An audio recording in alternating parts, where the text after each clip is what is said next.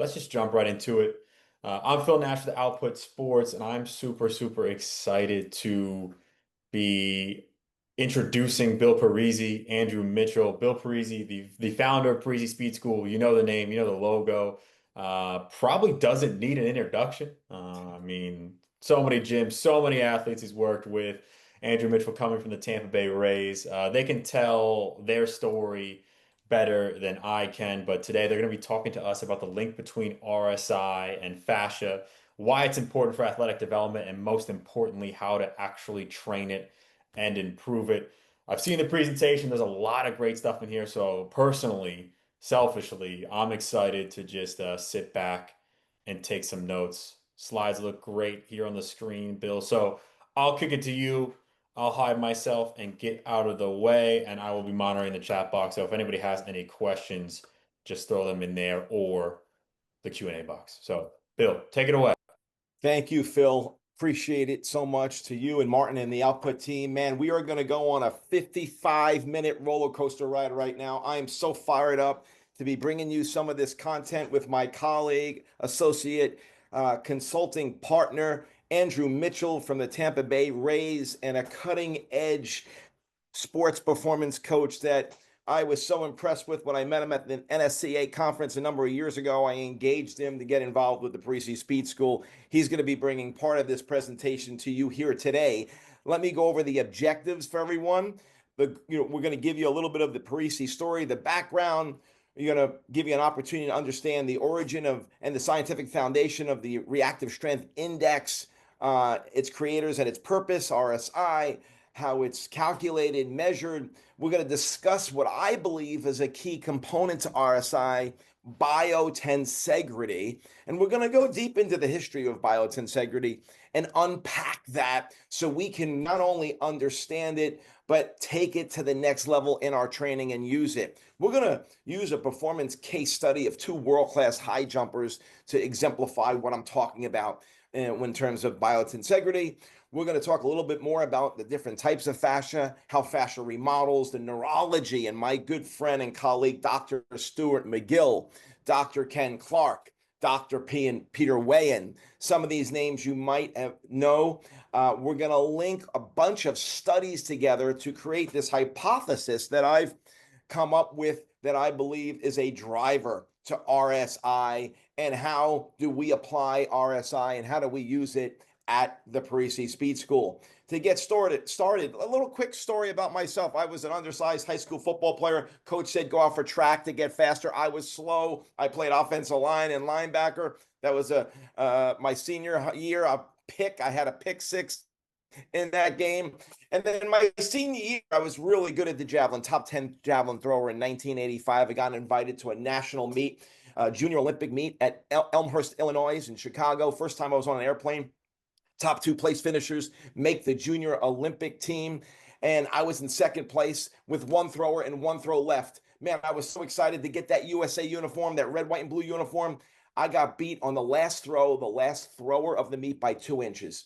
That sent me on a mission that continues today to learn everything about human performance. Being a javelin thrower, being 5'10", throwing the javelin 80 yards, I threw 237 feet, almost 80 yards. I had to really develop my athleticism. One of the ways I learned how to do that is when I was a sophomore in college, I went to Finland. This was 1987. I went to Finland. Actually, I'm sorry, 1989. I went to Finland, and I actually trained and competed with Tapios Kouros. That man right there is 6'6". He won the gold medal in 1988. I was in Finland for a summer, and I realized when I was there in 1988, being a 20-year-old, fairly high-level athlete, that they train differently than how we were training in the U.S. And one of the techniques they were using that I fell in love with was the medicine ball, right? Medicine ball. I learned how powerful the medicine ball was. Now, I was doing fascia training back then, but I didn't know it was training fascia, and we're going to get into that. But it created such tremendous elasticity. But this medicine ball changed my life, not only from a training perspective, but learning these medicine ball drills. I went to lots of clinics, went around the state, the country, going to clinics. I met the head strength coach of the New York Giants, and he was interested in medicine ball training. And then he said to me, why don't you come down and show Phil Simms those medicine ball drills. Guys, Phil Simms became my first one-on-one client as a senior in college. I was training Phil Simms. That was 1989. He just got off the Super Bowl MVP award. I don't say that to impress you, but to impress upon you, you got to be comfortable getting uncomfortable. And at that clinic, I went up to the presenter, Johnny Parker. I said, "Can I go to lunch with you?" Got to know him. Just got back done off an All-American track and field season, and then the rest was history. Phil was a big part of my organization. Started the Parisi Speed School in 1993. Now we're in 120 locations, over 1 million athletes trained, and over a 32-year track record of success in the industry. I share that with you because we've been around a long time. We've trained a lot of athletes. We probably made a lot of mistakes, more than most. And that's what this is about. This is about giving you inexpensive experience today. There's two types of experience: expensive experience where you go through it yourself, or inexpensive experience where we want to give that to you today. And we're going to dive a little bit deeper into RSI and how to maximize it. I am going to hand it over to my colleague, Andrew Mitchell, to give a little more of an in-depth understanding of RSI and what it means and how to measure it. And I'm excited about the course we're going to be building and delivering here soon. We're going to be releasing a velocity-based training course in the next 30 to 60 days, so be on the lookout for that. But we're excited to kick it off with you guys. Andrew, take it away, my friend. All right, Bill. Thank you very much for the very enthusiastic setup. It's always a pleasure following up Bill Parisi with his legendary stories. And one of the things that makes Parisi Speed School so special is that they have found a way to really hone in on the power of connective tissue and the power of elasticity to unlock athletic performance to the masses. There's very few organizations in the world that have found a way to take sport performance and provide it at scale. And given the locations that are listed in this chat box, I mean, this is an internationally renowned organization. So thank you, Bill, and thank you, Output, for having me on. I'm very excited to help bring this to you all. So discussing RSI. RSI is our Reactive Strength Index, which is a metric we use to assess whether or not you can consider an athlete explosive or force dominant. You're basically deciding based off of these metrics whether or not an athlete needs to be taught the skill of elasticity and how to utilize the free energy you can find in connective tissue. You measure how quickly an athlete can transition from loading the tissue in that eccentric phase and then redirecting it from that eccentric phase into the concentric phase to explode off the mound, off the turf, off the court.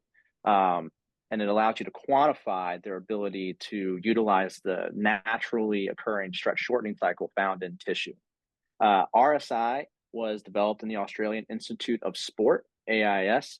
You can find the pioneering studies by Moody and Radford done in the 90s. You can find those with a simple Google Scholar search. One of the things I really respect about Parisi Speed School is everything's backed by research. There's nothing that's being made up based off of feel or based off of hunches.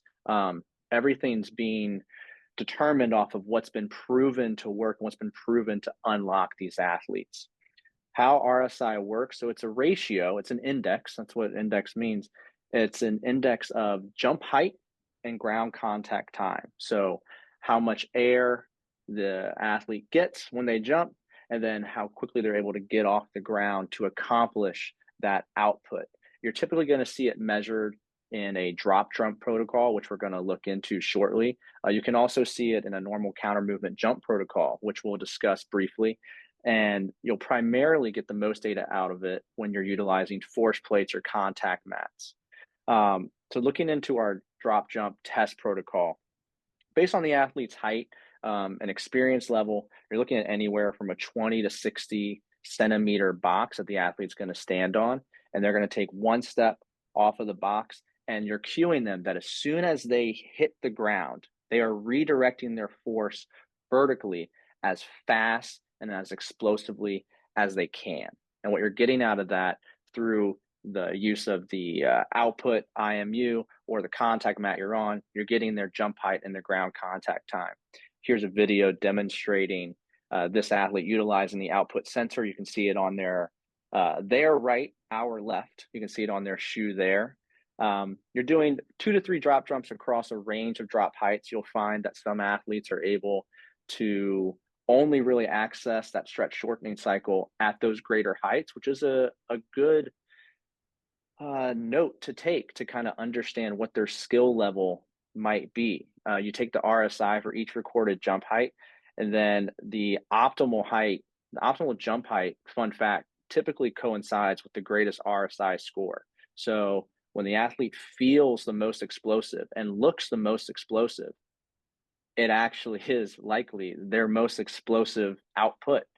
So that's our drop jump assessment. You'll also see it, Bill, can we go one back just to discuss the rebound jump? You'll also see it on the rebound jump. Sometimes you might want to perform these protocols, maybe not in the setting of a gym. Maybe you don't have plyo boxes available to you, or you don't have the right heights that you want, but you still have your output sensor. The rebound jump is another easy way to assess someone's reactive strength index and their reactive strength score. And with this jump, you have the athlete perform 2 jumps, one from the ground, a direct counter movement jump, and then the second jump, again, you're cueing it the same way you would the drop jump. You're asking them to redirect force and momentum immediately upon contact with the ground and get as high as they possibly can, as fast as they possibly can, as fast as they possibly can. Sorry, which is a good alternative to the drop jump. And then perhaps the most popular one, and one that you'll see utilized often in performance spaces due to how quickly you can turn it over. In my time at UNC, this was our RSI assessment. You have the 10-5. So you're taking 10 consecutive rapid pogos, we would call them, colloquially, but also you can just call them short, quick counter movement jumps, performing 10 of them, and then you're taking the best 5 RSIs out of those 10 and utilizing those to assess accurately how explosive and effective your athlete is at utilizing that stretch shortening cycle. Now, that's what RSI is, and that's how you would find it. I think it's important for you to understand as a coach why it matters, but not so much so that you yourself can understand RSI, but so that when you're asking an athlete to perform these assessments, or you're telling an athlete that our program is based off of what we found when we assessed your RSI, you can get buy-in from them on the program. I'm really excited for you all to see later in this webinar what Bill was able to do with one of his extremely talented athletes at Parisi Speed School, and really unlocked major athleticism with RSI. More to come on that later in the webinar. It's going to be really interesting for you all to see. But RSI, it's going to give you explosive potential, okay? You might have an athlete that doesn't look the part. You might have an athlete that doesn't feel the part. But guess what? No matter how they look or how they feel, they still have that connective tissue. They still have that fascia. They still have the tendon and all the different branches and types of tendon and fascia that exist in the body weaving through the muscle tissue. They still have that. They have the ability to utilize free elastic energy. Monitoring RSI allows you to see just how well they are doing at that and where you can take their program, take it to the next level. It allows you to monitor fatigue. You'll see in Bill's presentation later that you can actually track RSI consistently over the course of a day, over the course of a week, over the course of a training year, and see just how well your athlete's doing at recovering in between sessions and coming back into the next set, the next week, the next game with just as much elastic and explosive potential as they did before. And it allows you to check in on your own product, so like if you're assigning plyos for the sake of trying to make an athlete more explosive, you want to know whether or not it's working. And RSI is a fantastic way to assess that regularly. So you can actually see, is my program doing its job? Or do I need to maybe regress or maybe even progress this athlete to squeeze more juice out of them? This image down at the bottom, you'll see, go one back for me, Bill, just so I can explain that image. This is direct from Output's website. Output If you have the opportunity to utilize the technology, it's incredibly useful, and it's incredibly easy to follow along, because Output does a great job of putting their resources direct on the site for you to access at all times. These are some of the RSI scores you'll see. You're not going to see numbers that are, incredibly impressive because of the size of them. You're not going to see 20s and 30s. You're going to see small numbers like this, 1.5s up to 3. If you see anything above 3, you're working with an absolute stud. If you see anything below 1.5, you have someone that needs a little bit more work. This alone is different than what past research would show you. When Moody and Radford did their study, their top RSIs were above 1.5, approaching on 2, and their lower RSIs were below 0.5. Athleticism and sports performance has come so far. Look at the norms now founded by Output. Now you're seeing excellence is 2.5, and you're seeing that fair is 1.5 or below. We're changing the paradigm of athleticism year after year, and having a tool like Output and measuring something like RSI allows you to kind of keep up with that growth and athletic potential. So what is the stretch shortening cycle, and what are we measuring? Bill will go into this more in depth when he explains to you, what fascia and connective tissue is and what it's capable of. But that stretch shortening cycle is exactly what it sounds like. It's when you load the tissue through its eccentric phase, how quickly, efficiently, and effectively can it change direction and redirect into its concentric phase, thus, creating the force, outputting the force into the environment wherever you have the athlete, court, turf, mound, etc. There are some drills that just lend themselves to slower stretch shortening cycles, such as anything where you're trying to cover maximum distance or maximum height. You're typically going to see athletes really take their time and load through a full range of motion, or anytime you put someone on a single leg, just because of the requirements and technical skill, you're going to see slower stretch shortening cycles. Why does that matter? Well, if you're trying to train someone to have a faster stretch shortening cycle, you probably want to lend yourself more towards the next drills you see: sprinting and reactive strength. And guess what your reactive strength drills could be? They could be your RSI assessments. It's a beautiful world where your assessment tool and your training apparatus are one and the same. And the fact that you have a simple sensor like Output IMU that slides on the foot and allows you to do that. The fact that you have simple assessments such as the drop jump, the rebound, or the 10-5, depending on your resources, you have opportunities to effectively measure RSI continuously through an athlete's training cycle, as long as you're choosing the right exercises to help display the full capabilities of their elastic tissue. As you work on these things, you're going to get better at things such as sprinting. You're going to see increases in rate of force development, meaning that your athlete's going to generate more force in even less time, which at the end of the day is the end goal of sport performance. How can I create a maximum output in minimum time and allow our athletes to be explosive as possible? And to explain to you more about how our tissue allows us to do that, I will now send it back to Mr. Bill Parisi. Thank you, Andrew. Amazing. Appreciate you, my friend, as a friend, colleague, and partner in the Parisi Speed School. Thank you so much for that eloquent explanation of RSI. Let's get into my discovery of biotensegrity. Now, I have two sons. They're both now, one's out of college, one's still in college.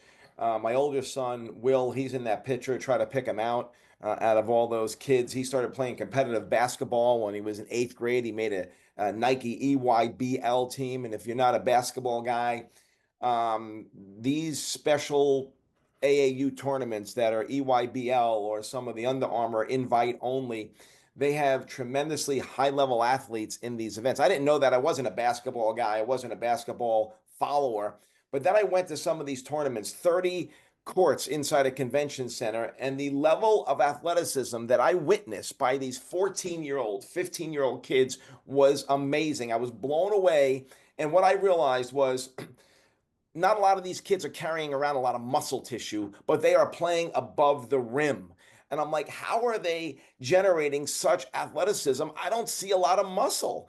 I just don't see it. And that's where the breakthrough came. I said there's another system that's helping to drive athleticism, and it has to be the connective tissue system. This is where I have an issue with Newton's laws of classical mechanics. We think of the body too much of a robot and a reductionist type of theory, meaning we can kind of break it down and perform a certain way and do these certain things, and we're going to get a change. It's like looking at a bicycle. Yeah, if I make the bicycle skinnier tires, lighten the frame, I do, lighter steel, yeah, I can have a reductionist approach to make that bicycle faster. Well, that's not how the human body works. The human body is more like a plant than a machine. And I want to explain this concept of biotensegrity and how I go about training our athletes and how Parisi Speed School goes about training our athletes. It's truly from a dynamic systems self-organization approach. Not that we don't use top-down concepts or cognitive training cues, we do, but this concept of training an athlete from the bottoms up is really a game changer. And I believe it's been one of the reasons why I got such a change in RSI. To unpack this, I visited Oracle, Arizona, and I visited the Biosphere 2 project, which is a 3-acre greenhouse. And I made a video I'm going to play for you guys to watch it and view it to explain the concept of the human body and self-organization. I'm here at the Biosphere 2 project in Oracle, Arizona.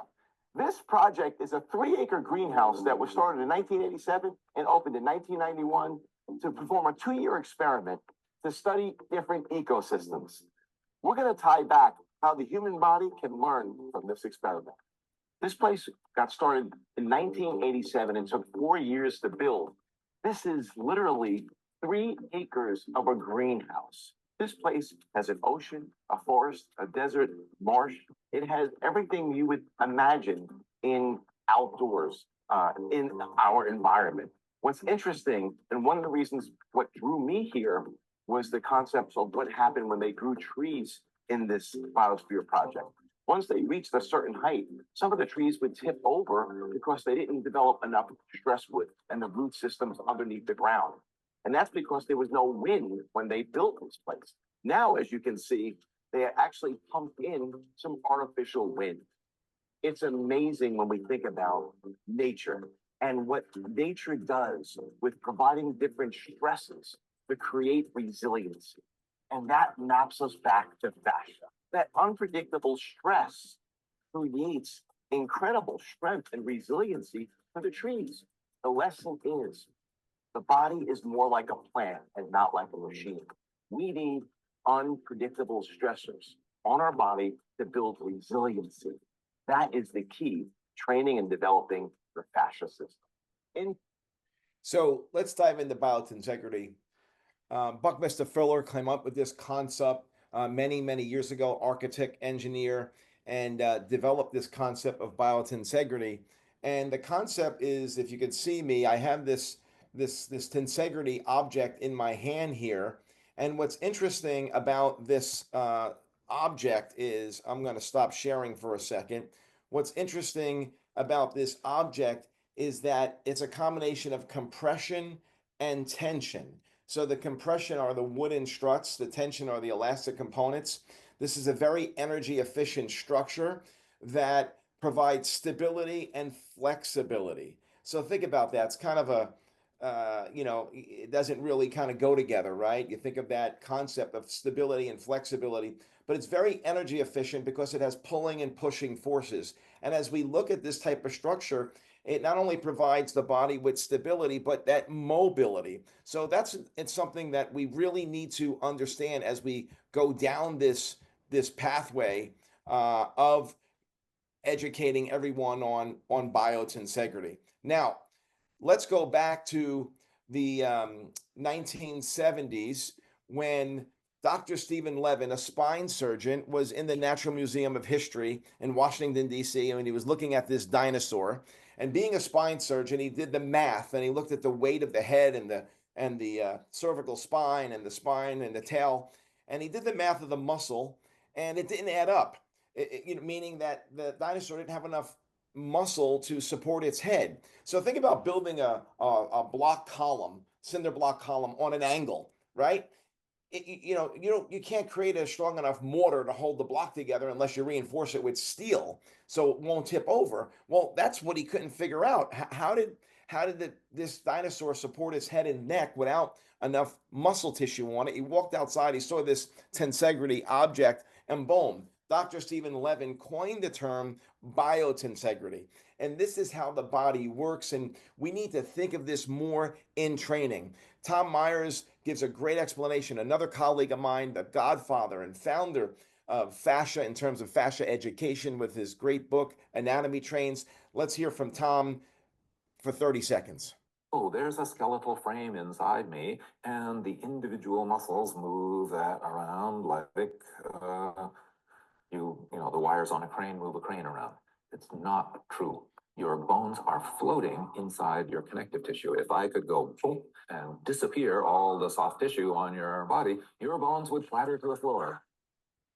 So this is a concept that if we live in the sagittal plane or do too much sagittal plane lifting, I believe it's one of the causes to our injury epidemic in our industry. And when you understand fascia and how it generates and how it develops in the body, I think you're going to agree with me. I had this case study that I found and I researched. It's about two high jumpers, Donald Thomas, world champion, 6'3", and then Stefan Holm, another world champion, gold medalist. He's only 5'11". They both jumped over 7'9". Thomas jumped 7'9.5". Stefan Holm jumped 7'10.5" 2.4 meters compared to 2.37 meters. When we look at these guys, it's really interesting to see, and we would look at their vertical jumps, what you would expect Donald Thomas's vertical jump to be, pretty high, pretty explosive. Yes, 93 centimeters, 36 inches. Stefan Holm, he's only 5'11", right? What would you expect his vertical jump to be if he high jumped even higher than Donald Thomas? Well, let's take a look what his vertical jump would be, and it's only 59 centimeters, 23 inches. How is that even possible? How is that possible?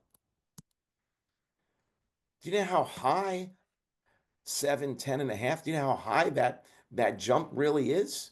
2.4 meters? Really, really high. Very high. So amazingly high, it's even hard to comprehend how a guy with a 23-inch vertical jump can jump 7'10.5". Let's unpack it. Let's unpack. First of all, it's not just one system. It's a harmonic control of multiple systems. In the Parisi Speed School certification, we do a deep dive into all these systems, into our anatomy of speed certification. And today we are going to focus on the fascia system, which incorporates tendons, ligaments, bursa, fat pads, capsules, proprioceptors. All these are type 1 collagen for the most part, and a ground substance of proteoglycans, glycosaminoglycans, hyaluron. It's this mixture, which we're going to dive into, that helps to drive athleticism. Now, I'm going to get a little deep, and I believe you need to understand this to buy into it. Any successful organization, successful performance team, man, you got to let people really understand to be able to weigh in so they can ultimately buy in. You can never get buy-in if people aren't understanding and weighing in and then ultimately buying in. So we're going to go over some of the different types of fascia. Like I said before, fascia, specifically superficial fascia, it's right underneath the skin behind the first layer of fat. And that's like the backing of a carpet, right underneath that skin. The deep fascia surrounds our muscles, which is more the epimyosin, perimyosin, endomyosin, right? So that's more the deep fascia. The visceral fascia surrounding our organs and arteries and veins. Our tendons are fascial, ligaments, aponeurosis, cartilage, retinacular. This is all fascia. So when I say fascia, this is all fascia. It's the largest sensory organ in the body. The largest, type 1 protein, type 1 collagen protein in the body. So When I say that, it's all this stuff. And guys, this is affected when we train. It's affected by how we train. It's affected if we don't train. So important. We got to get off this muscle bandwagon and just muscles and nerves. There's a lot more than the muscles and nerves. Of discovery, we were able to. Going to go past that video because we don't have a lot of time. Bill, allow me to add something. Go ahead. As you're sitting here, you all are intaking everything Bill's saying. There's all these different systems, and there's all these different, functioning machines inside this one machine. Something that I've learned throughout my relationship with Bill, and then my own research on connective tissue over the last 5 years now, diving into this. All of those machines have different stimuli that activate them. You don't just put a bar on the back and all of a sudden everything turns on. The weight being displaced close to the center of mass or away from the center of mass, rotating versus moving laterally versus moving forward, those movements all have different hormonal effects on the body. They all have different chemical effects on the body that literally, like a light switch, like go through the body and activate all these different layers of tissue. So think to yourself, all the possible movements that are available to the human body, and the tissue that your athlete has is waiting to receive the right stimulus to actually activate and produce force in that tissue. So not only are they all interconnected, but they also need their own individual stimulus to make them do their job. Yep. And just to bring this back to biotensegrity, this connective tissue that permeates every cell, and this is a video of the thigh, everything taken out, a cross section of the thigh, bone, muscle, arteries, nerves, everything taken out except the fascia. So it permeates every cell, wraps every organ, every artery, every vein. It's a shock absorbing system, elastic energy system, plays a major role in movement and aging and athletic performance. So every cell is wrapped by this dynamic system of this pulling and pushing forces, which when you think of the atom and the protons and neutrons and electrons, it's pulling and pushing forces all the way out to the universe and the planet and the solar system. It's pulling and pushing forces. This is how the body works. You got to understand it's a combination of pushing and pulling forces. We have to know how to manage those pushing and pulling forces. And too much sagittal plane lifting throws us out of whack. And that's why we need unpredictable stress like wind. That's why if trees don't have wind, they fall down. There's no stress wood. We're putting stress too much in a linear format into our system, whether it be linear running or just vertically loading. We got to change that paradigm to optimize performance. And I know today we're talking about RSI, and we've done a lot of that, vertical loading, and we'll address that, but that's not what we just did. We did a lot more. So fascia, real quick, it's like wet cement with rebar. That's fascia.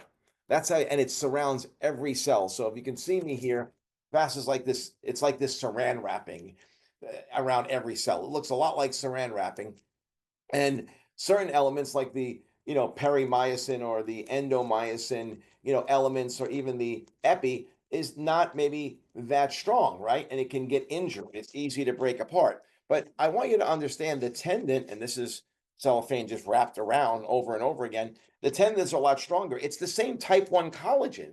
So this stuff is everywhere, but it's also embedded in ground substance, which is like this wet cement. There's less ground substance, obviously, in a tendon or a ligament, a lot less in a ligament, and the collagen fibers aren't as lined up in a ligament.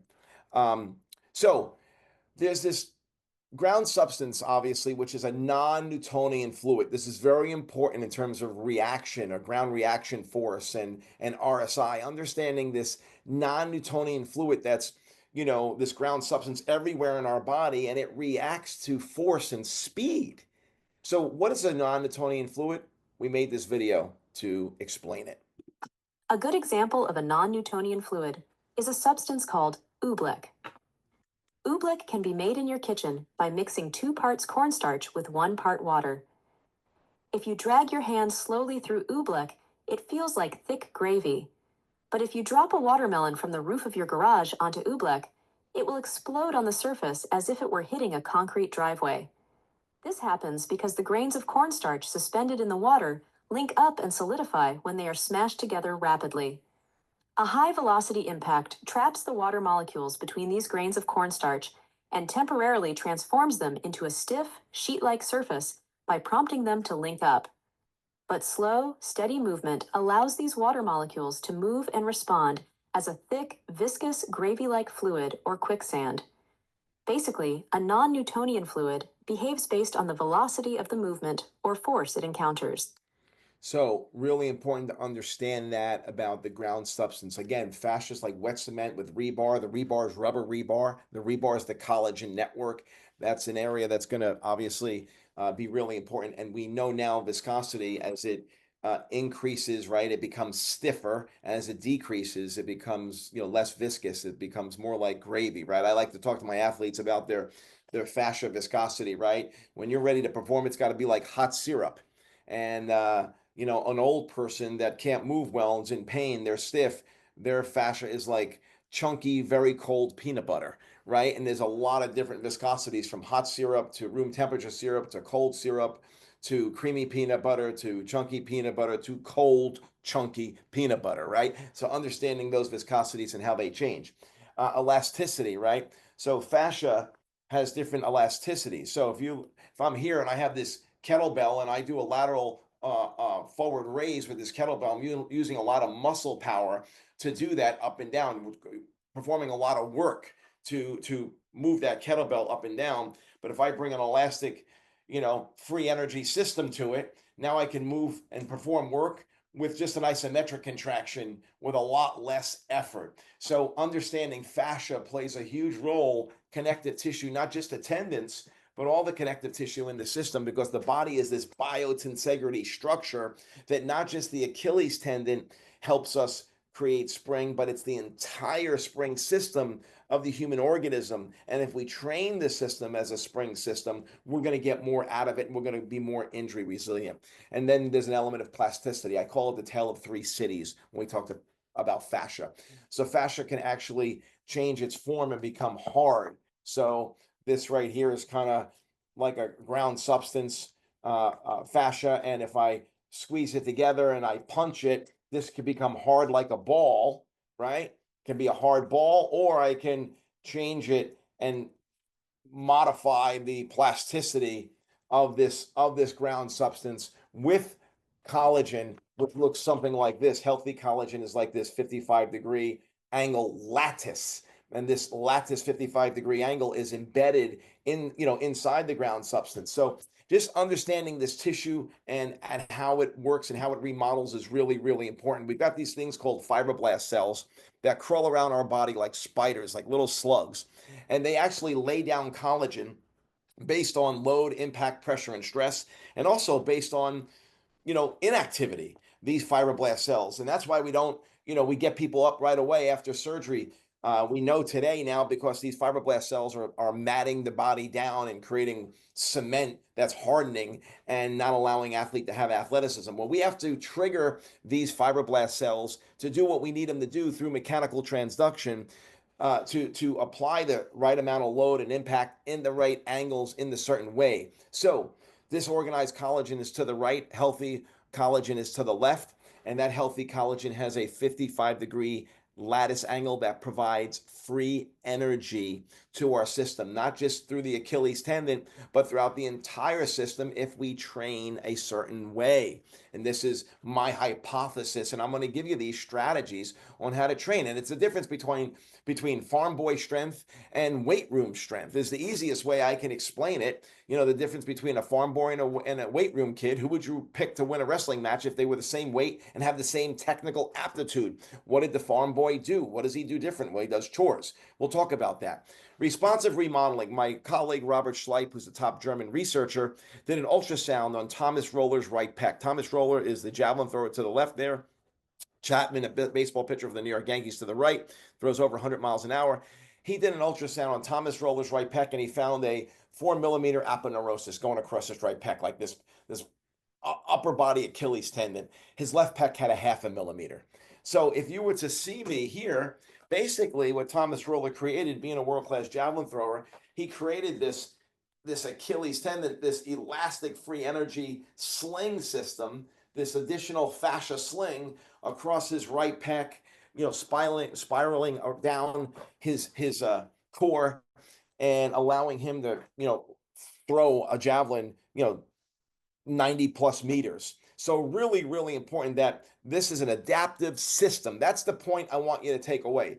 It's adaptive responsive system. This collagen system is what we're talking about. And we understand there's different fascia slings, right? We understand there's the superficial front line, superficial back line, spiral line, lateral line. Science has proven the superficial back line.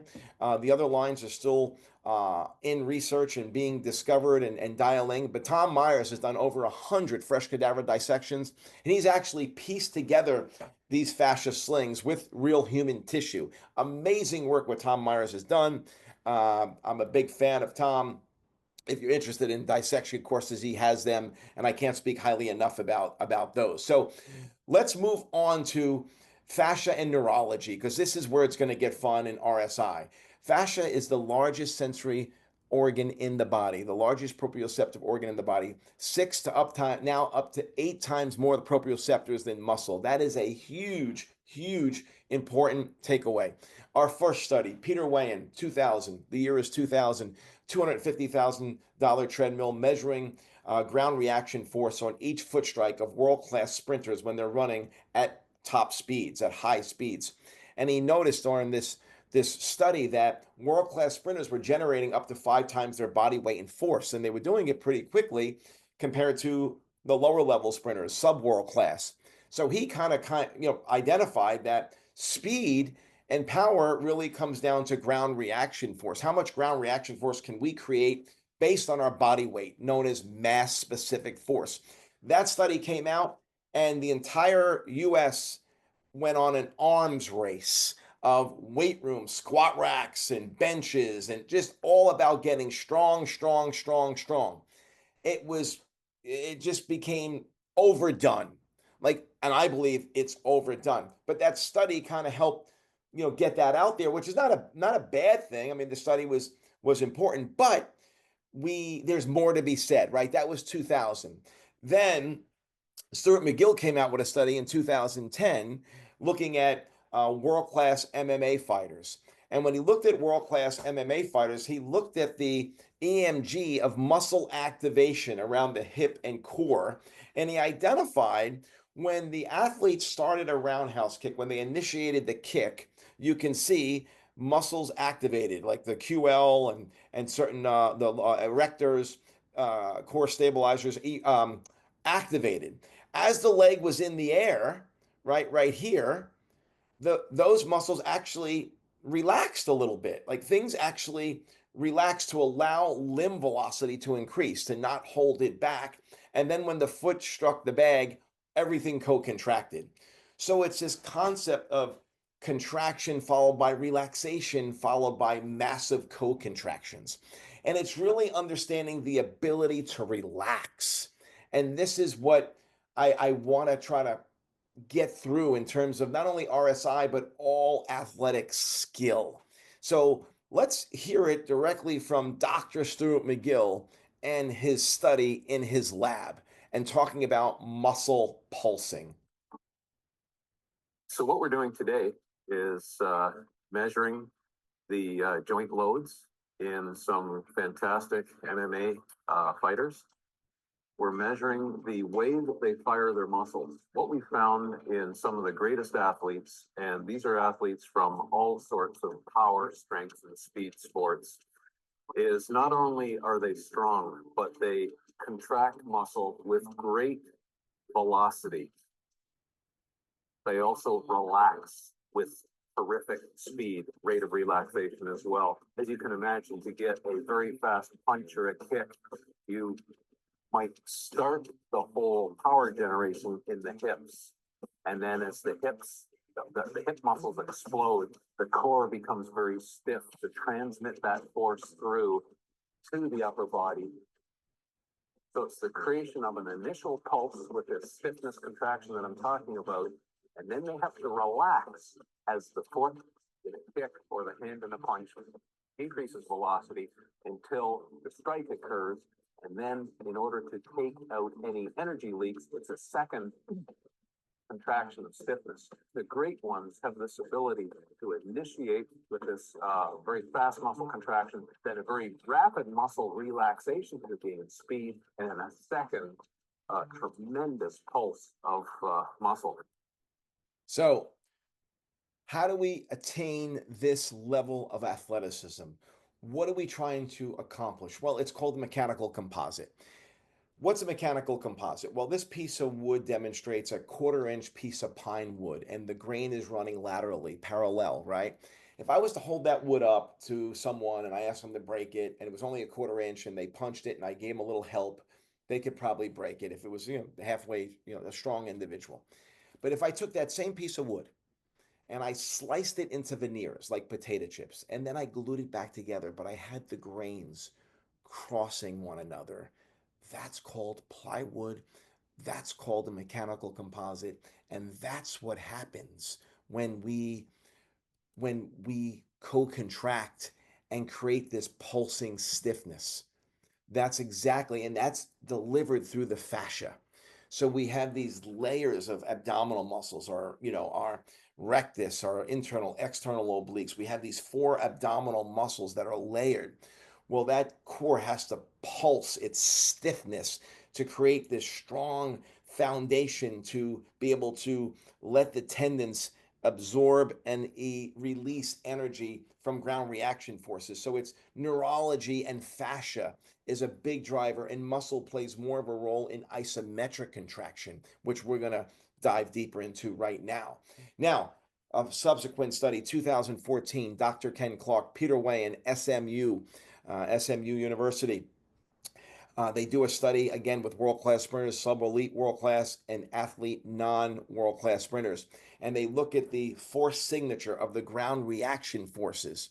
And they're all running normalized 9 meters per second. It's a normalized study.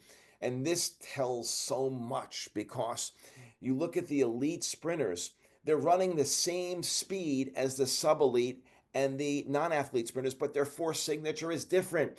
They produce a lot more force much sooner in that ground reaction time. They're all on the ground the same amount of time. They're all running the same speeds, but why do the world-class sprinters produce greater force earlier in the touchdown? Well, here is my hypothesis, and here is my belief. The fascia system is co-contracting and creating a stiffer ankle and core and hip complex at that 900ths or 800ths of a second at ground contact. And that is a trainable skill. I believe it's a neurological skill and obviously a strength skill, but there's an element of neurology facilitated through the connective tissue because it's the largest sensory organ in the body. It's the largest proprioceptive organ in the body that is trainable. And I believe RSI and the output system is one of the best ways, if not the best way, to train this neurological system with feedback and intent. It's all about creating intent. And we know what training with velocity-based training does. It creates intent. Some more research for you. They did a research study with these kangaroos. They put gas masks on them, and they identified kangaroos hopping at 3 meters per second compared to 6 meters per second consume the same amount of energy. I don't believe this African tribe does squats in their hut with weights, but they're vertical jumping close to 30 inches without any real muscle power. So what drove the kangaroos and what drives them to be so elastic is not their fast twitch muscle fiber, which we thought was the case. It's their Achilles tendon is what the research shows in terms of what's their driver. So yes, fast twitch muscle fiber is a very important driver. I'm not discrediting that. But we have to pay attention to connective tissues, and they are trainable. Here's another study. And I told you I was going to link a bunch of research together for you today. 2001, pulling out some incredible research.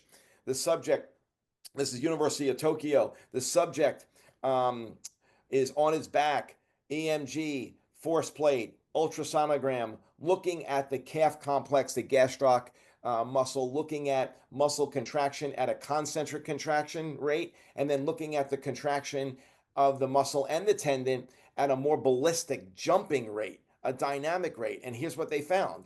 To the left is the jumping athlete where you can see the muscle tissue is more of an isometric, very little concentric contraction during the jump. And this is the same range of motion, by the way, compared to the slow concentric contraction. More of the work was done on the concentric slow movement through muscle contraction, less through tendon. And when the subject jumped, more of the elastic energy return was from the tendon and very little from the muscle. The muscle acted more isometrically. So with everything you've heard here today, the Peter Weyand study, the Ken Clark, the Stuart McGill, the kangaroo study, this study, these are multiple studies on piecing this puzzle together on unpacking athleticism and athletic performance. Now, let's put it together with this case study, going back to Stefan Holm to see what we kind of tried to share is if it's true and what is the difference. So let's just take a look right here, and this really says it all. Stefan Holm on the left. And when you look at Donald Thomas on the right, boom, more isometric contraction, or less concentric, I should say, on the left. Stefan Holm, Donald Thomas, more concentrically driven. And when you look at how they jump, when he does a jump, he's definitely using a lot of his muscle contraction, neurological timing in terms of concentrics. And when you look at Stefan Holm, he's more like this pogo stick that just jumps and is stiff and very springy right at ground contact. So Stefan Holm attacks the bar with a negative angle of attack. He's coming to this, approaching the bar almost of a speed of 20 miles an hour. I mean, he's flying into that bar. His ground reaction forces is almost up to 10 times his body weight. And it's just an amazing how strong his tendons got to be to handle that kind of impact.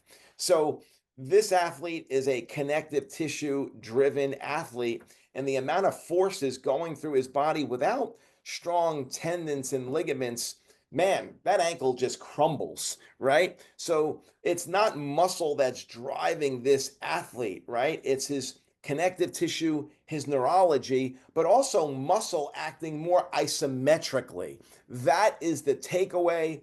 Hopefully you're getting some powerful nuggets from this and you're seeing the difference.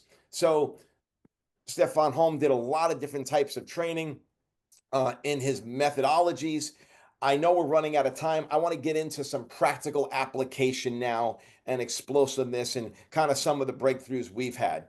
So this actually happens to be my son. In a 4-week cycle, we went from a 1.9 to a 3.37 RSI. I mean, we had this 4-week program. Now, we've been training from a fascia perspective for a long time, but we unpacked. There was definitely some learning skill to knowing how to jump, but the graph was right here. When I shared this with the folks over at Output, they said they've never seen a graph like this over 4 weeks. You know, you can see how he just grew. And I'm just going to share with you some of the basic things we did. Guys, to us, it's basic. I'm just going to give you the nuts and bolts of it, but I'm going to show you some things too. And by the way, his speed went from 19 miles an hour to 21 miles an hour. So again, we've got a flying 10 there that we're showing you. And this has become such an integral part of my training protocol, a readiness, but a training tool, an exercise. RSI has actually become my plyometric exercise. So I do all my plyos now, or most of my plyos, I should say, double leg plyos as RSI.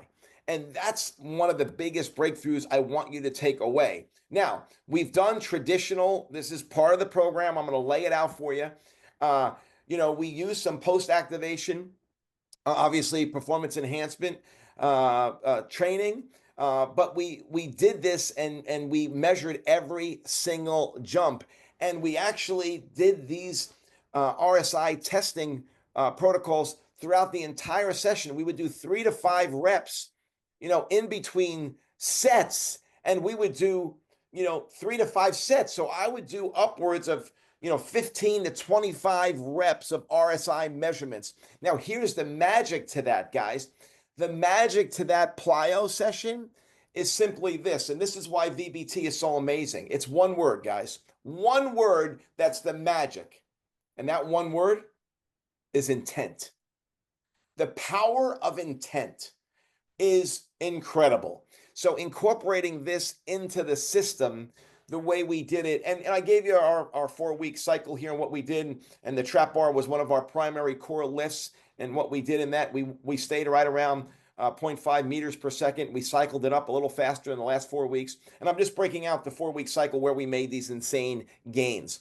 So the takeaway is, use RSI as a training protocol, as a tool for your training. We obviously loaded eccentrically as well in different forms, and we would do 3 sets of 6. So obviously we trained that connective tissue in a way that was really focusing on developing that elastic recoil. So I call this creating a stronger spring, right? Creating a stronger spring, and that spring is collagen focused.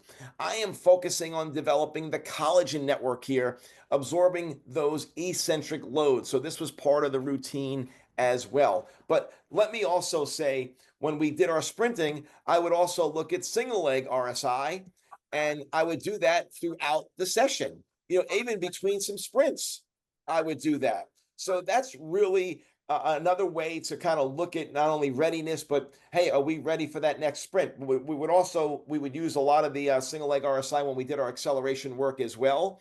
Top speed, when we're doing top speed work, we would do our flying 10s, and obviously if the number came down in our flying 10, we would shut it down. If it was slower than 10%, then close to his best, and we would know to shut it down based on his flying 10 numbers as well. But the RSI numbers are so imperative. So let me give you my skeletal breakdown here, guys. And I don't have a lot of time, and I'm not trying to teach you guys to be line cooks. I don't want to give you like, oh, here's a set program, because this set program is a program that we used in a 4-week cycle. He was home from school, and I had him 7 days a week, and I had his full attention. So I just wanted to kind of let you know that that's not a reality with most people. But I had this guy 7 days a week. So this was our program, and I'm going to unpack this a little bit. But I want you to take a look at these menu items in the program that I had my son perform. And I want you to, what stands out the most? Like, what has the most menu items?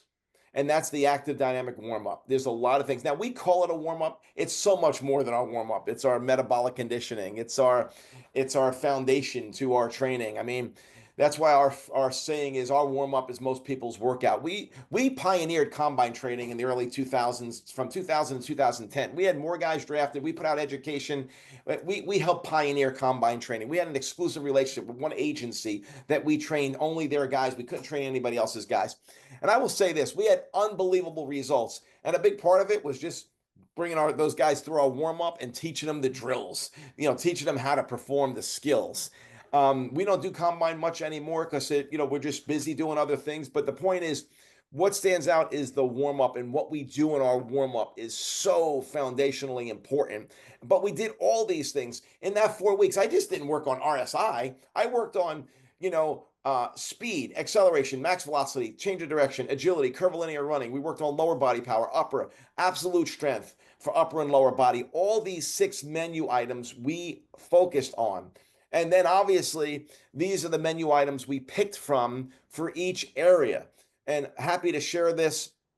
Just reach out to us, and we'll give you these drills. But more importantly than these drills, we really focused on developing the holistic athlete. We stressed them in many, many different ways. So here's an acceleration session day. It's called an ohm device. It's an isokinetic device. We're working here at 1 mile an hour right now. We're working at 1 mile an hour. We could go to 0.5 miles per hour. And you can see on the right, we increase it to 1.5, 2.0, and we're going to go 40 steps.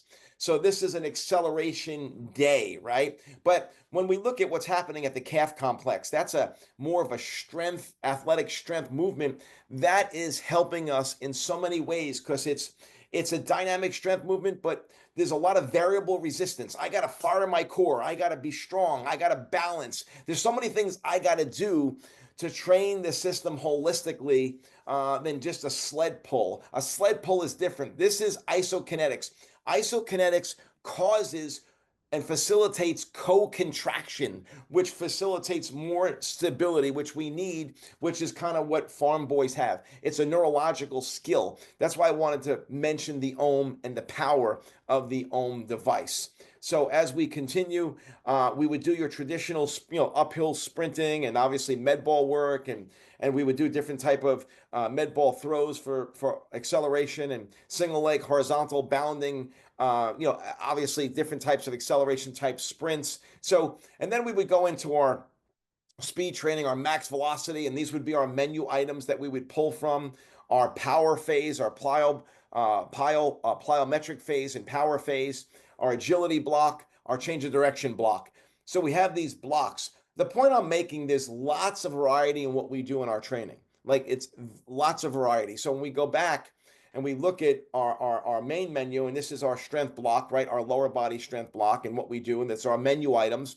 And in my 4-week block, trap bar deadlift was one of my primary menu items for that cycle.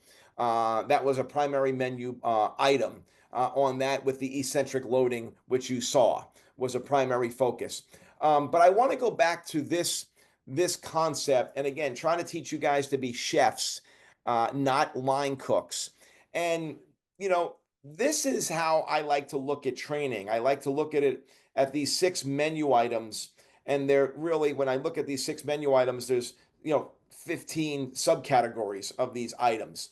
And the warm-up is really an area I just want to spend a few more minutes on and show you some things that we do in our warm-up that is really, really important. Dynamic recoiling. Every workout begins with 2 minutes of continuous bouncing. So 2 minutes of continuous. So the first 2 videos, we're going to do this for at least 2 minutes. And it's just all different directions. And then we're going to go into more dynamic. So on the right, we're doing a wide out, but then we're doing an isometric contraction, abduction. Then we'll do another set. Then we'll be in the wide out position. Then we'll do adduction. So we're intermixing dynamic with isos, like bringing isometrics into the warm-up session. As we move on, this is a tool we use a lot, a Viper, and this is part of our warm-up. We do a lot of different skills with this tool to create that connective tissue strength. You can see the center video. Look at that athlete shaking. We're in a side lunge, single squat position. Viper held out, extended on the ball of the right foot. We got the soleus firing, trying to get iso in that. This is part of our warm-up, right? We are firing, and then we do our 360 matrix series, our lunge series. So our foundational warm, we're building a foundation in our warm-up of connective tissue. We're building this farm boy athleticism, if you will. So important. Now we go into some dead shifts. We're going into a crossover lunge for the IT band, and we're going into our core bracing, or duck walks, if you will. So we're working on bracing that core. So we've got a 20-kilo Viper there, about 44 pounds or so, and we're lifting it overhead. So just to give you a concept of, this will be twice a week that we're going to hit for about 20 minutes in the session, and it's building that resiliency and that overall biotensegrity. We're going to load from different angles as well. We're going to do different loading, and we're going to create auto bracing. We're going to let the body self-organize from omnidirectional stress. Omnidirectional stress is really what we're trying to do. This product is called the Vector. I love it. Has this strap that goes around the upper body. A great tool. Again, in our warm-up, we love tidal tanks. We're going to create resiliency with tidal tanks. We're going to create dynamic ankle stability. We're going to create dynamic hip stability in our 4 squares with our tidal tank vest. A great way to prep an athlete for the session. So all these things we're doing, depending on the day, we're bringing in our preparatory phase in that first 20 to 30 minutes in our session, and we're gonna progress that. And you talk about building up training tolerance, you talking about building up work capacity, man, this will do that in a very productive way, because guess what? It's unpredictable. That's the magic. In our warm-up, we're creating an unpredictable environment. So these are drills that we bleed the warm-up into the workout. If we have stairs, we'll take advantage of the stairs. We're doing that hip exchange to the right. This would be a top speed day we're working on. To the left, that's a preparation for a top speed day. The one to the right there, or the center one, is more of an agility day. And the last exercise is an iso hamstring. That would be a finisher on a leg day. And we're just doing iso. And why are we doing the perturbations with the hamstring in the iso contraction phase? Because we're trying to stimulate the organism to create this added stress, to get that collagen network, to get that endomyosin, perimyosin to kind of remodel, to strengthen. Because that's typically, according to the research, John Wilke's research, over 85% of soft tissue injuries in the collagenous tissue, not just the muscle. So what are we doing to build up the collagenous tissue, that peri and epimyosin? We have to do things like what you see on the right is what I believe is what's, how we're affecting those tissues in the body. Fascia training takes time. It doesn't happen overnight, 9 months at a minimum to see some type of adaptation, typically more like, 18 months, but it does take time. I would like to open it up for questions. I'm only 8 minutes over, and, start there.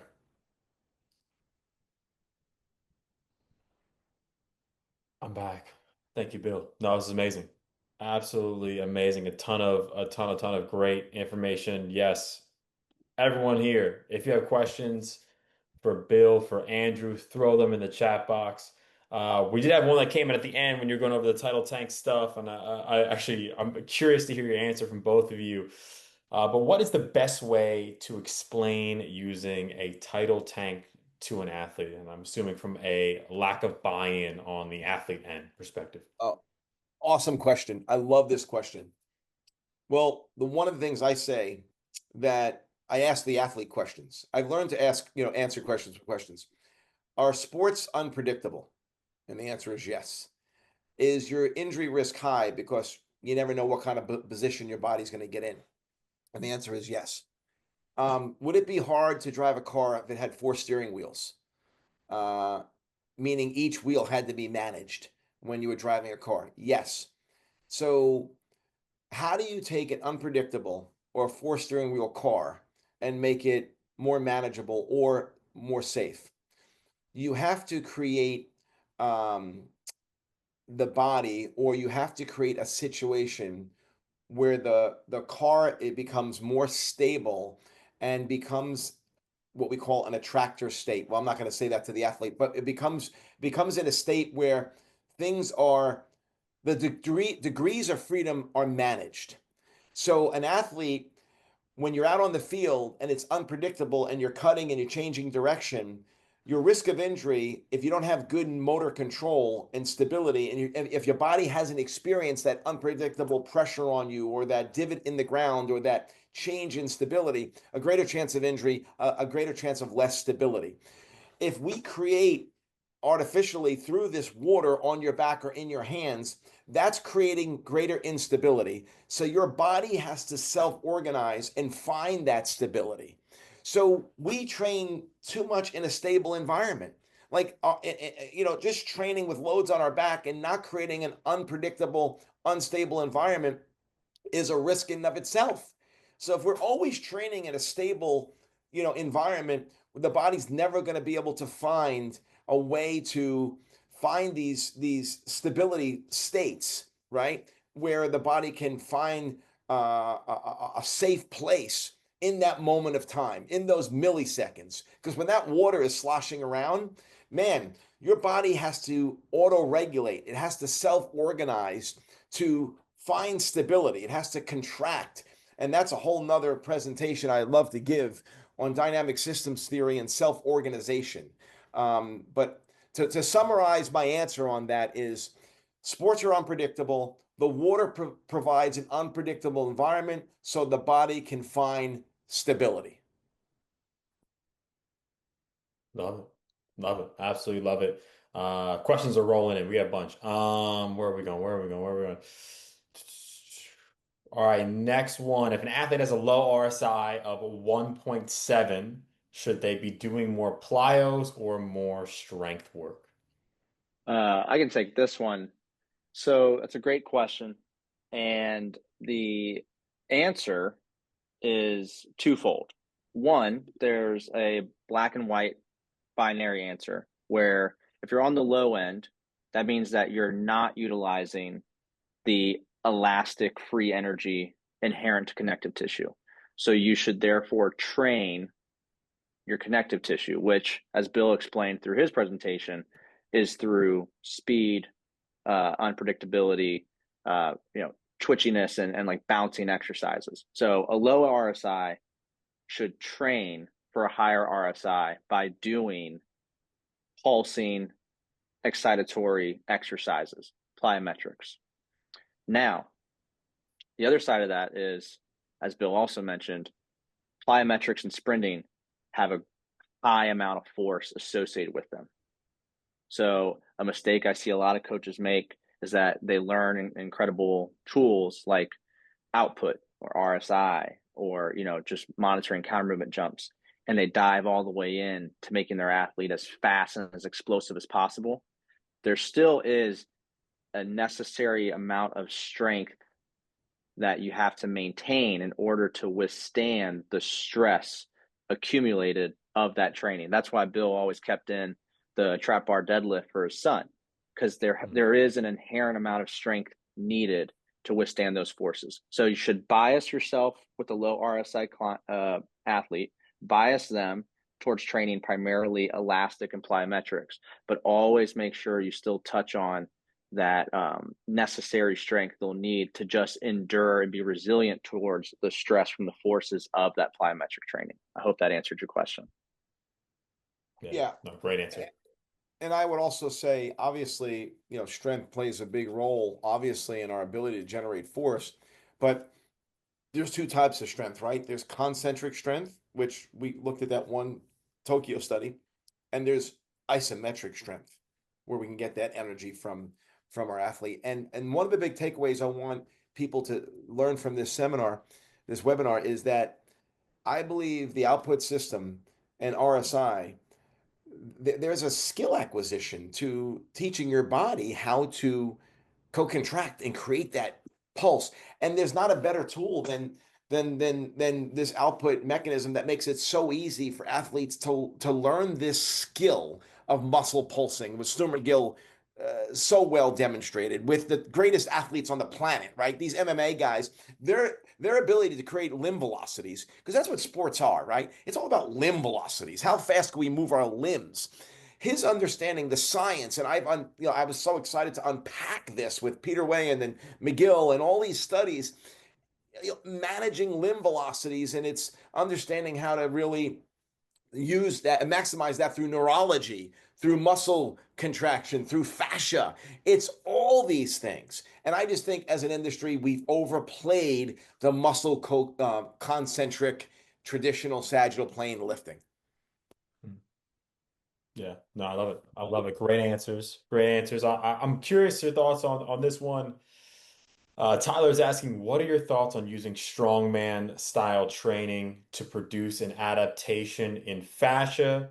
And I'm assuming by strongman, he's meaning like loaded carries, heavy sled pulls, odd object Odd movement. position strength, lifting Yeah. the stones. Yeah, I mean, this is a fantastic question. And the dynamic strongman movements, do you care to be more specific with that? We're talking like a keg toss, Yeah, we're talking like tosses and swings and such. So I guess, carries, tosses, flips. Okay. yeah. So, those are fantastic, because if you were to have, let's go back to some of those graphs that Bill shared. Those EMGs show this tremendous excitation and relaxation continuously. I think it was the one with the sprinting is an easy one to look at. Which one? The ground contact time. Oh, yes. Further up. Yep. Right here. Further one? up than that. No, further up. One of the first ones. Yeah, right there. The yellow one, right there. So if you look at this, graph, you have excitation followed by relaxation, excitation followed by relaxation, excitation followed by relaxation. If we were to do an EMG on someone performing the RSI assessments we mentioned earlier, it would be identical to this graph. If you look at the EMGs of RSI assessments compared to the Stu McGill study with Pavel kicking the bag, right? Excitation, relaxation, excitation. We can recreate that same graph with RSI, just with jumping and being reactive. Look at the graph on that guy throwing continuous kicks and punches, excitation, relaxation. So circle back to the dynamic strongman movements. Dynamic strongman is an incredible sport, and one of Bill's great connections, Joe Ken, also known as Big House Power, he is a tremendous resource for strongman training as well, and he practices a lot of these same principles. When you throw a keg, or when you throw a tire, or when you take the kettlebell and throw it up over the railing, that is a tremendous amount of excitation followed by an equal amount of relaxation. So strongman training, yes, you have to be strong enough to like pick up the 400-pound object. But once you can pick up the 400-pound object, you need to know how to quickly contract and relax to create the most oomph, the most power into the implement and send it as far as you can. So I hope that answers your question. But this type of training would cause fascial adaptations and also would benefit strongman training, not to mention the odd positions you get in to lift those large implements. Training in odd positions under high load and speed would be incredibly beneficial as well. Yeah, no, great answer. Great answer. If you both have the time, one more question. Someone's asking, would you recommend this style of training? And I guess the style being everything that Bill talked about, the latter half of the presentation, for middle school athletes? Great question. In the Parisi program, we believe in the top-down and bottoms-up approach. So there's a cognitive strategy in teaching movement. We call that building their motor vocabulary, right? Their movement vocabulary, motor vocabulary. And we're gonna give them cues, internal, external cues to find certain landmarks. And we're gonna build those cues in a foundation of movement principles that are anchored with isometrics. And that's because we got to have a foundation of strength. Like a lot of younger kids just lack strength. You know, they're doughy, they sit around, they don't move a lot. We got to build that foundation.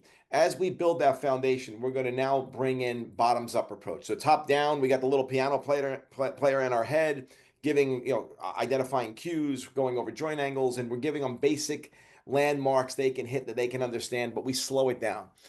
As we progress, now we're going to, get the athlete to do certain drills and not say a word. And we're going to use constraints. We're going to use the quote unquote constraints-led approach.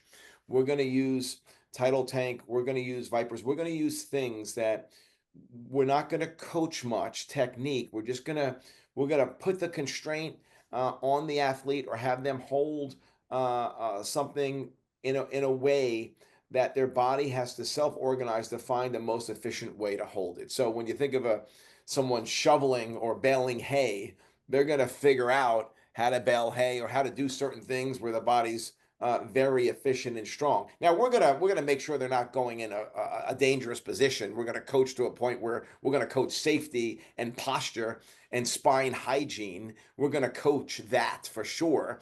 But we absolutely progress our athletes to these things once they have that foundational strength and foundational movement vocabulary, because now with the tidal tanks and we're bringing on these external constraints and these unpredictable tools, now we're building movement literacy. We first need to build a movement vocabulary where we do things slow and controlled through isometrics and slow movements and resisted and feeling that range of motion. Then we're gonna, as we learn these skills and positions and landmarks, we get more familiar. They start to become a little bit more unconsciously competent. Now we could go bottoms up, dynamic systems, self-organized, external constraints where the system now is being challenged in an environment which unpredictable, where there's not a lot of conscious thought. The body just has to respond. And that is how you really prepare athletes for performance. And on mechanical side of things, another thing to keep in mind with middle schoolers is they're doing something that adults don't do, and that's they're physically growing. Their skeletal structure is actually growing, and at each end point of a bone, what do you have? You have a tendon attaching that muscle. Those tendons are also getting taut and long as well, making them stiff and putting them at risk of losing the inherent viscosity that Bill mentioned that's so important for explosive, healthy movement. So this type of training is incredibly beneficial for middle schoolers, just off the fact that they're at like their most beneficial moment in their lifespan to be introduced to this type of training because the tendon is available for this type of loading. Yeah, no, I love it. I love it. Well, Bill, Andrew, from me, from Output, from everyone who registered, this has been incredible. You've been more than generous with your time, your knowledge. If people want to learn more from both of you, where can they find you? Well, two things before we even get into that. I want to thank Output for the work that you guys have done. Martin and the team. I went out to Ireland. I visited this team. I checked out their home office. I mean, I am blown away. This has been a game changer for us, and I think it's a game changer for performance in general because the number one missing link in performance, and you could take this to the bank, is motivation. At the end of the Mm, day, less than 10% of all athletes are motivated, right? I mean, at the end of the day, and what will drive, I have this saying, I have this trademark, evaluation equals motivation. Evaluation equals motivation. And what we're talking about is intent. Velocity-based training, output, what they've done is they've created a easy to use intent system. I call it a motivational system. They created this motivational system. That's what Output created, a motivational system for your athletes, for your lifting and for your plyos. Are you kidding me? Right? Are you kidding me? So I can't thank the team enough for that. In terms of myself, it's parisischool.com. Follow us on social at Parisi Speed. And then, obviously myself on social, Bill_Parisi. And we're here to help. I mean, we're here, DM me. We're happy to help, share content from the presentation. Andrew, we're coming out with this RSI course, which we're excited about. And yeah, we've got certifications we run all over the world, and we have online certs as well. If people want to really unpack how we go about training speed in young athletes and higher level ones as well. Andrew? Yeah, if you want to get in touch with me, you can find me on social. Instagram's the best at Strength Coach Mitchell. Just Strength Coach Mitchell, all one word, no punctuations or anything. You can also feel free to email me. It's just my name, andrewmitchell.strength@gmail.com. I love networking with you all. I love helping answer questions. Happy to be a conduit for connections to research if you need it. More than happy to help you all advance in any way, shape, or form you see fit. And very thankful to Output for having me on, but also to Bill and Parisi Speed School for taking me on as a consultant and just allowing me more opportunities to teach and share. So this has been great, and I really appreciate it. And I'll finally say this, please send Andrew your input because we're building an RSI course, myself and Andrew. So this is the entry point to that course. So we want to get feedback so we can make the course so dialed. So tell us what you liked, what you didn't like, what was missing, what you want to learn more about. Please fire that out to Andrew or myself so we can really dial this in and get everybody's athletes to the next level. nice. Hell yeah. Well, I love it, guys. Again, from Output from me, thank you both so much. And for all of you who are still unregistered, the recording's coming to your inbox so you can watch us back as many times as you like. So that'll be there shortly. And yeah, no, again, this is incredible. So much good information. And I hope everyone has a great day.